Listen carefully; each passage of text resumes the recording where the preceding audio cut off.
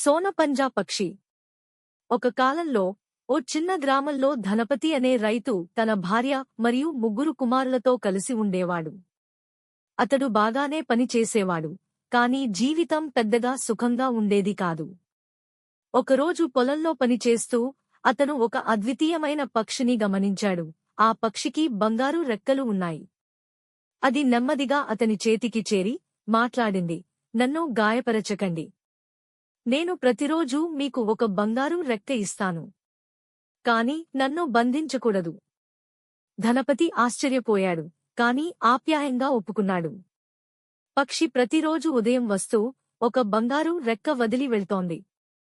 అలా వారింటి పరిస్థితి మెరుగవుతోంది. వారు సుఖంగా జీవించసాగారు. లోభం మొదలైన దురదృష్టం. ఒకరోజు ధనపతి భార్య లోభంగా ఆలోచించింది, ఈ పక్షి ఒక్కొక్క రెక్క మాత్రమే ఇస్తోంది. మొత్తం రెక్కల్ని తానే తీసుకుందాం. ఆమె భర్తను బలవంతంగా ఒప్పించి పక్షిని బంధించారు.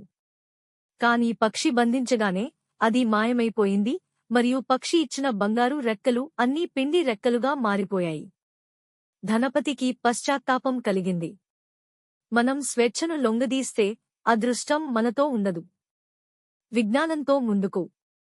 ఆ తర్వాత ధనపతి తన పిల్లలకు ఒక ముఖ్యమైన పాఠం చెప్పారు. మనం ఉన్న దానితో సంతృప్తిగా ఉండాలి. అదృష్టాన్ని బలవంతంగా పట్టుకోవాలని ప్రయత్నిస్తే అది మన చేతులు దాటిపోతుంది.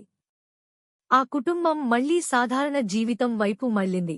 కాని ఇప్పుడు అవగాహనతో కూడినది, లోభానికి బదులు విజ్ఞానాన్ని ఎంచుకున్నారు.